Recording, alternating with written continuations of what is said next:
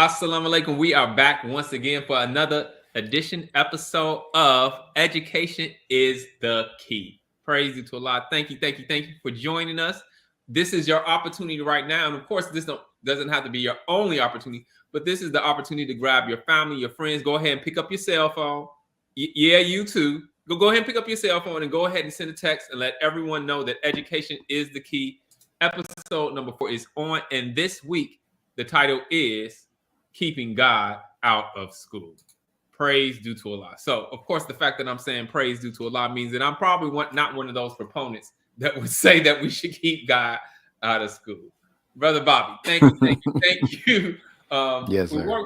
We're working. We had a little discussion about, coming up with a title that would be catchy, and we got a little nervous on saying something too provocative. Like, what them brothers talking about? We don't need God in school, but decided to not do that. So, okay, Brother Bobby, you mind introducing our topic? Can you tell us a little bit about the context on why and where that topic comes from? Yes, sir. Absolutely. So this topic comes out of really the experiences that our students have in school. And when we talk about the school in general, of course, normally we're talking about the public school system. And so with regards to the public school system, we know that that's, there's a separation of quote unquote church and state.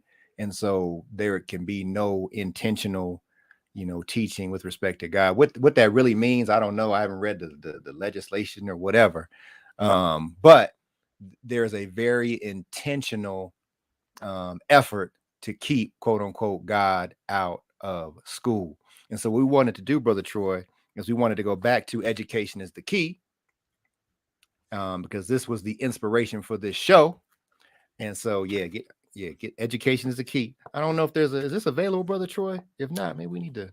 Yeah, and actually I was supposed to check into that, but I will check further. But you know what? Even if it's not available, this is an opportunity. If the demand is there, I'm quite sure they'll make that happen. So I'd encourage you.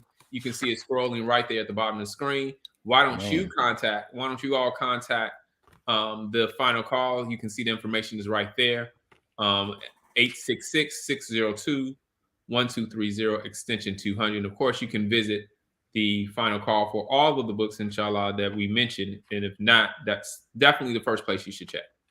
And for those that don't know, this book it's edited from a transcript of an address delivered by the Honorable Minister Louis Farrakhan in Detroit on May 12th, 1984, on the occasion of the 6th annual educational benefit banquet for the Dawah Elementary and Junior High School and Balalian Child Development Center. And so in an earlier episode, we dealt with the first section of the book, which deals with the greatest of goals.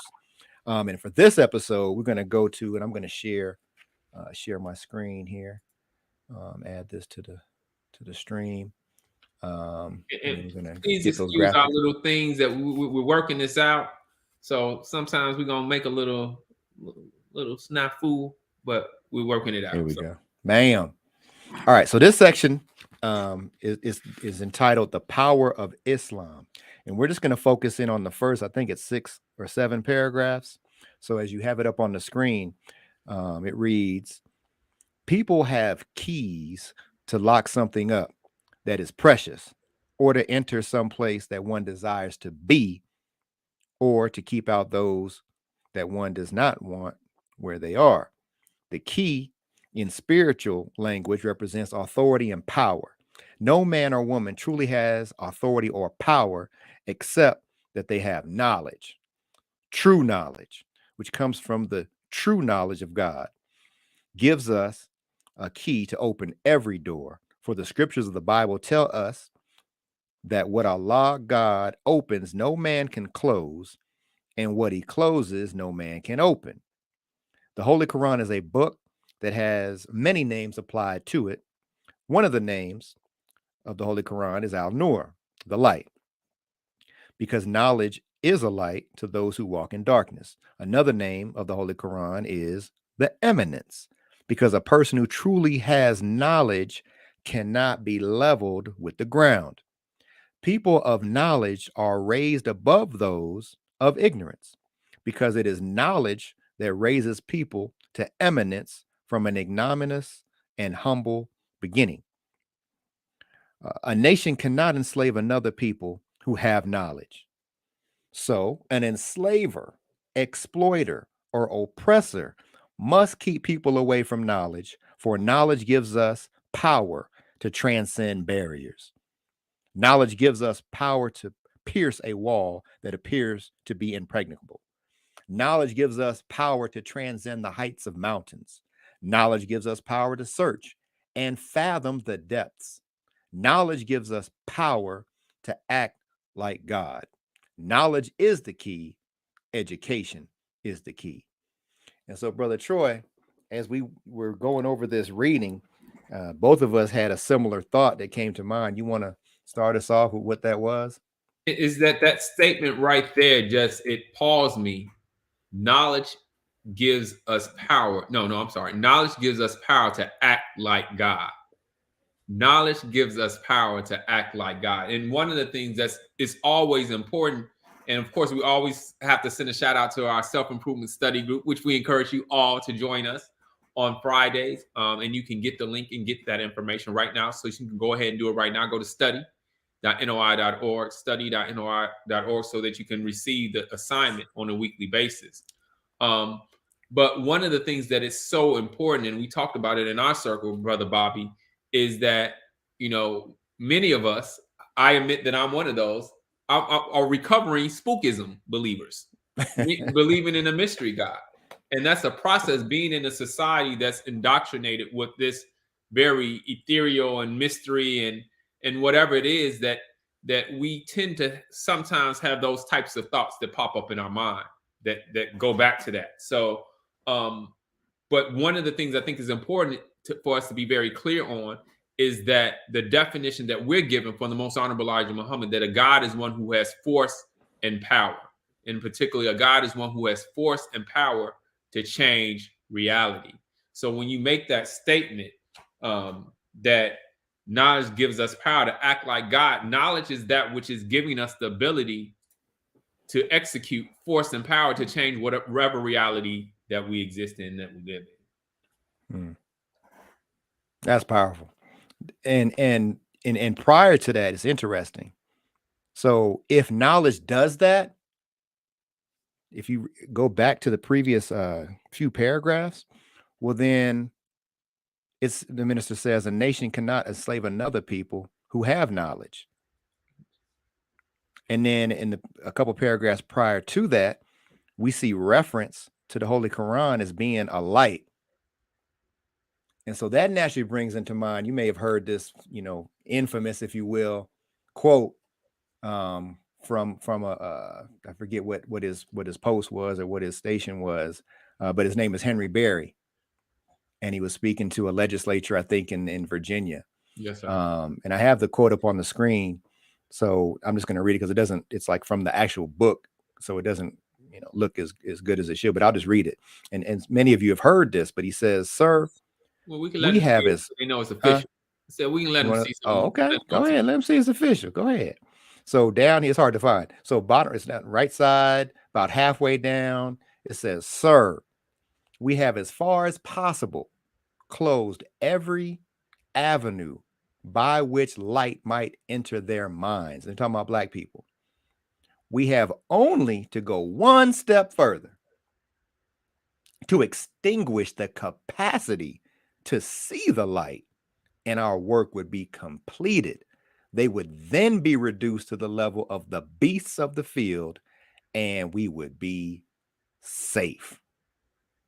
So this, Brother Troy, we talked about earlier on a previous occasion, how this leads right into, and we're not going to get into it in this particular episode. We may save it for future episode, but this goes directly into the mindset that was at the foundation of public education. Yes, sir. Absolutely. And of course, we can't, and we were supposed to get the cover, but we encourage you, and inshallah, in future episode, we'll make sure that we have accessible to you And maybe we can start including those in the descriptions of different books that we reference, and when available, links to them. But of course, the Honorable Minister Louis Farrakhan study guide number 21 is called The New Education Paradigm. That's not the full name. Do you have it? I could pull it off the shelf. Let me see. I got it right here. It Bam. is. The Education Challenge, a new educational paradigm for the 21st century. And that lecture, what year was that lecture delivered? I know the study 2000, guide 2009. Was it? Let's see. So the lecture, it might have been 2008. Let me check it out. And I'll put that in the chat as well. But yep, 2008, August 3rd, 2008. So we definitely would encourage you to get that lecture from the Honorable Minister Louis Farrakhan. I actually, Brother Bobby, listened to most of it earlier this morning as we talked about kind of what we were going to discuss. But definitely want to hear the words of the Honorable Minister Louis Farrakhan. And just it's a difference from being able to read them, but also this was actually a gift as well to us. So you actually can download that. If you search it, you may be able to find it. But inshallah, I'll try to remember to put it in a link to it in the description of of this video, as well as somewhere else that you'll be able to find it, inshallah. Right. So can you go into that a little bit more in terms of I keep on wanting to call it the name that I was using before. I'm not going to even embarrass myself, but Henry Berry. Can you go into a little bit more about why that's so significant, that light, and what that light actually represents? Well, and we have it in the reading. I'm going to go back to it right here. Mm-hmm. So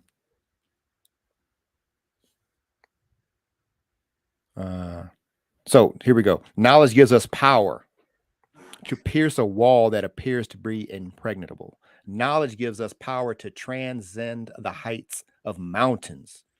Knowledge gives us power to search and fathom the depths. And as we just said, knowledge gives us power to act like God. So then we got to think about, well, what does God act like? The Honorable Elijah Muhammad taught us that God means force and power. And so think about it. When we're coming up out of slavery, supposedly, we're getting ready to celebrate Juneteenth, where our people didn't even know they was free. And even today, we act like we don't know that we're free. Because when you have knowledge and power, you change your environment. You don't adapt to your environment. You change the environment for your benefit. And so certainly one of those areas that we have not changed is the area of education. And like I said, in a future show, we'll talk more about how public education was set up intentionally to keep light out of the minds of Black people, but then gone beyond that and really to keep the light out of the minds of the masses of the people. Public education was never set up to be able to properly educate the masses of the people, to be able to cultivate the gifts from within, for them to go and then manifest God-like expression, meaning they can go out now and change reality and bring into fruition whatever they envision. That was never an intention, and that can be proven. We're not going to do it on this particular episode, but that can be proven. Absolutely. And one of the things, and of course, sometimes, and of course, we probably should have talked a little bit more about this beforehand, but the importance of the difference from knowledge and information. And sometimes I don't really like the definitions that they give, because in the definition for information, they actually say knowledge obtained from investigation, study, or instruction. But usually when I think of information, I just think about data. It's not necessarily the difference from knowledge and information is the capacity or ability to use it. So the definition that they give here for knowledge is there's a few of them. The factor or condition of knowing something with familiarity gained through experience or association. But knowledge, that's the difference from knowledge. When they say knowledge is power, it means that it gives you ability and the potential to do something with it. There's a lot of information that we may have, but we don't necessarily know how or have no way in which we know how to utilize that for our benefit. So when that light touches us, the proper light, that proper knowledge touches us, then we're told just as the light of the sun touches the earth, it begins to make it move. So we're taught that that we're in a dead condition, and that dead condition is because of a lack of knowledge and a lack of the proper knowledge. Because you can tell the condition of our people that we're lacking of knowledge because we're not moving. Once that light touches you, you can't do anything but move. So praise due to Allah. So, Brother Troy, as you're talking, so keeping God out of school, how do you see that in terms of what does that really mean? Is that talking about religion? Is that talking about something else? How is that to be understood? Well, so, and we talked about this, of course, in study group, and we talked about it beforehand a little bit, but is that what God are you talking about? And when we're taught, and we've been taught, part of a direct connection of white supremacy is connected to the belief of a mystery God. Because the goal of us really seeing ourselves properly is, once we know and see ourselves properly, and we have the knowledge of ourselves, and we see our connection and relationship to God, then that changes everything. And it changes how we approach everything that we study. Of course, in that lecture that the Honorable Minister Louis Farrakhan developed the study, or that the Study Guide 21 was developed from, is the minister talks about seeing ourselves and acknowledging the headmaster, and knowing that the true headmaster of the educational system, or anything, or the study of anything, is God. So if you're going to study something, how could you leave out the origin? And that's one of the principles that the Most Honorable Elijah Muhammad gives us, and always encourages us to always go to the root knowledge. If you can go to the source of it, then you have a better grasp and better understanding of everything that you study. So if we're starting outside of where whatever we're studying originates, then we already know that we're losing a part of it. We can never really grasp the full essence of it if you don't know the way in which a thing starts, because that gives us a perspective and an understanding on how and what we can expect the path for it to take when we know how a thing began and where it started and its origin. Yeah, speaking of origin, I mean, that right there is at the root of it.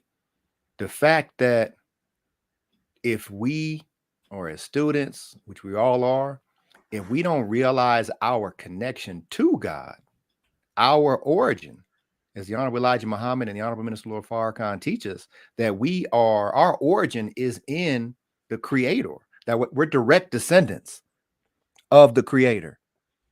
And to just start with that understanding. In fact, the Honorable Minister Louis Farrakhan said you should start off in preschool with the understanding that ye are all God's. That's right. Children of the Most High God. And I think that there's always been an aversion anytime you deal with, for example, in this sentence right here, knowledge gives us the power to act like God. And even in the way this is written, it says capital G, to act like God. We like push back on that because we've been trained to think that God is somewhere far out, like you said, Spooksville, that we have no direct connection to. But when you understand that there is a connection and you don't cross that line, which we've talked about, to where you think you are the Most High, which makes you probably really high, then you crossed over into something else. But when you understand it in proper context, then you are able to, from that vantage point, realizing your origin, be able to see your potential, right, and to realize that you aren't just studying something outside of yourself, but everything that you study, you're studying self, because all of that is within self. One of the things that I think about, the one of the most important reasons for us to know the reality of God and to see ourselves, as in the Bible it says, ye are all God's children of the Most High God, and all of those things that are given, that we are made in his image and likeness, is because what it puts on us is responsibility. When you believe in a mystery God, then it takes the responsibility off of you. You don't have to really, whatever happens to you, you don't see yourself as cause, you see yourself as effect. So you don't see yourself as being one that has to change your reality, you can sit around and wait for something or someone or it or that to change your reality. But when you begin to see yourself as connected to God, and you see the responsibility, and or begin to grow into the knowledge of what you have the capacity to do, then you start having to look at yourself a lot different. And if you don't like your current condition, if you don't like your current reality, if you don't like what's going on around you, if you don't like something that's in your space, especially as it's directly to you, then you can't sit back and relax and blame somebody. You can't say it's because somebody didn't do it, or it's because I don't have enough money right now. It removes all of those excuses out of your way when you begin to see yourself properly. And for some, that may be a bad thing. But the reality is, if you begin to see that most of what your reality is has been caused by the person that you look at in the mirror every single day. With that, the same person can change it. That's true. And that's true. One thing that I do take courage in, or that I've noticed rather, is that, and we talked about this, Brother Troy, is that there seems to be a change in the language that's being spoken with reference to God, in that you're starting to see the impact of the teachings of the Honorable Elijah Muhammad and the Honorable Minister Louis Farrakhan. You're seeing changes in the thinking of brothers and sisters in terms of the God within. Right. And so I brought up the situation with the example rather of Chris Paul. So you had Chris Paul, right, playing for the Phoenix Suns. Of course, they didn't win the championship, but during the course of the playoffs, he had a game where I think he was like he didn't miss a shot. I know he didn't miss a shot. He might have been 14 for 14, played tremendous. And his position is, they call it a point guard. So basically he runs the show like a quarterback in basketball. But they were referencing him as being a point god. And I had no problem with that, because how long have we been talking about, I'm a dog, or I'm a beast, I'm in beast mode. But now we're starting to change the language. I saw an interview with Kevin Durant, and Kevin Durant was being interviewed by JJ Redick and another gentleman, I don't recall their name, both white. And they were asking him what, to describe what it's like when he goes into God mode. Because not this year, but last year when the Nets were battling the Milwaukee Bucks, and he basically was on his own doing his thing, and he darn near beat him by himself. They wanted to know, what does it feel like to go into that God mode?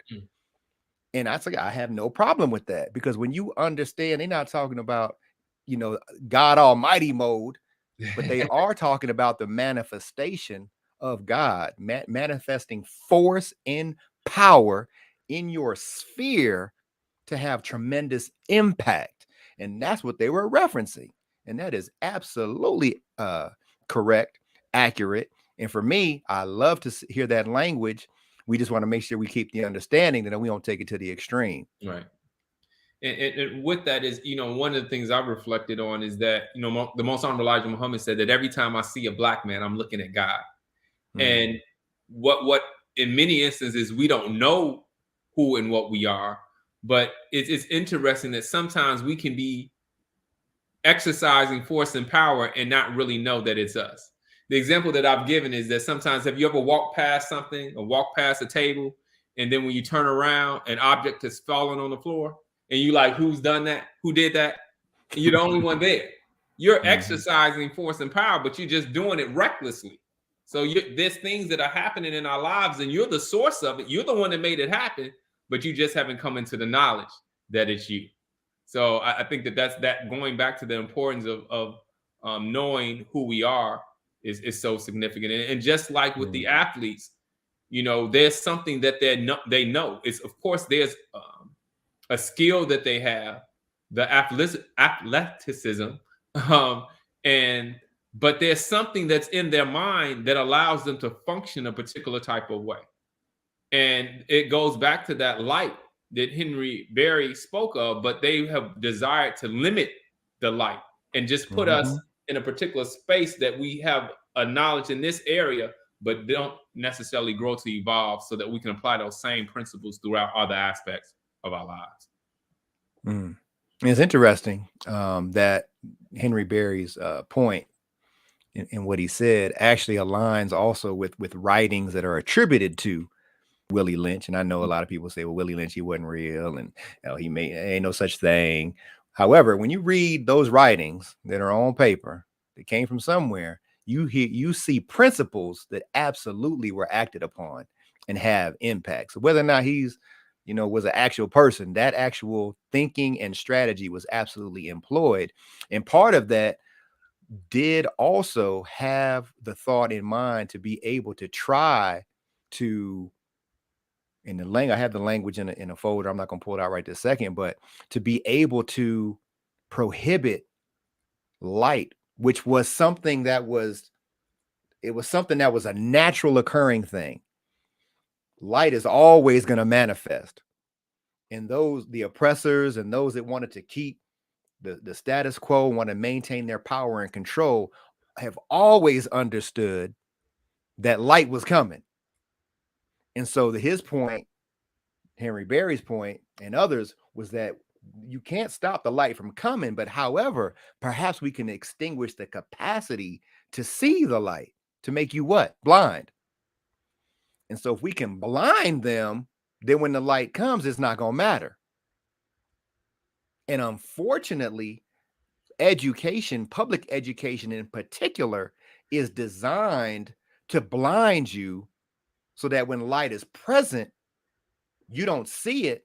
And in many cases, maybe you are able to see it, but you'll never really accept it and act upon it. You will stay assimilated in a system that is designed to keep you a perpetual slave. Wow. I mean, a lot of thoughts just kind of flowed through my mind as you were speaking, because we're told that the aim of this world is to kill the messenger of God. And so if that is true, and it is, then that means that also with that light is, as you said, is that you may not necessarily be able to block that light, but there has to be something done to us so that when that light comes on, that it doesn't allow us to see properly. And so, you have the kaleidoscopes, and you have these prisms where when light hits it, you don't necessarily see things as they really are, but you may see some type of distortion that occurs. And of course, you're the scientist, so I know you're like breaking it down on what actually is happening. But even just understanding that there's a way and there's things that can be done, that even though you may see something, but things can be introduced that allow you not to be able to see it in its proper light. So you can see it in an altered type of way. You think that you're looking straight at it, but it's because something has been introduced, you're not able to necessarily see it properly. There's another lens that's there, right? So then I think that, as you were saying, that it really struck me is that in a natural state, when the light hits something, it allows you to see it better. But since this system knows that, then they fight and make sure that they can do whatever they can so that even if you're going to see it, you're not going to see it properly. Yeah. And we only got a couple minutes left, but we want to close on a couple of thoughts, and maybe in future shows we can go deeper into it. But one of the misconceptions of education, public education in particular, is that it's broken and needs to be fixed. And what I've always said is that no, it's not broken. It's working perfectly according to design. Going back to our earlier point that it was never designed to properly educate, it was actually designed to miseducate. And again, a lot of people don't believe that. A lot of people have difficulty with that. But we got, as they say nowadays, the receipts. I guess that's the saying now. We got the receipts. But the receipts are readily available. And maybe in a future show, we will go into those receipts. It would take too much time to do it now. We're getting ready to close out. But then the question becomes, okay, if the system is what it is, and if it's working 100% like it should, then what is our responsibility?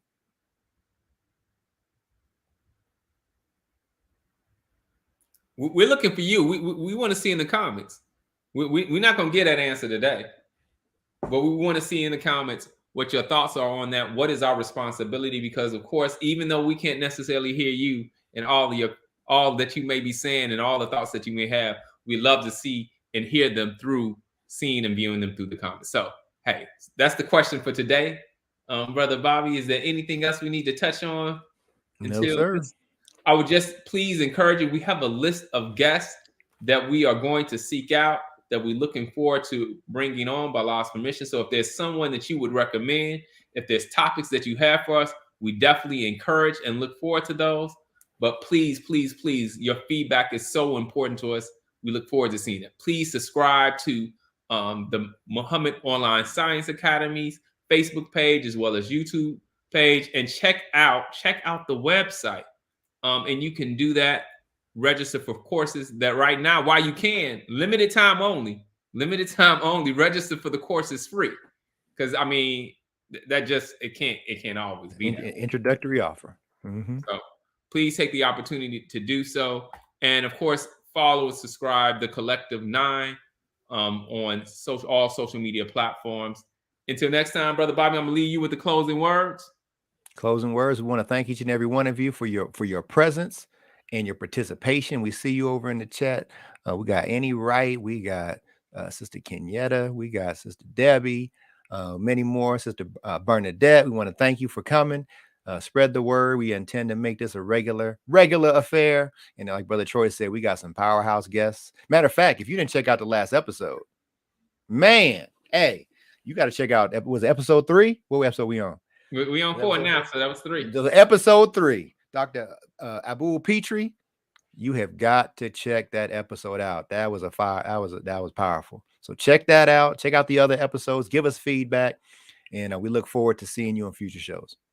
Praise be to Allah. Until next time, education is the key. Assalamu alaikum. Wa alaikum salam.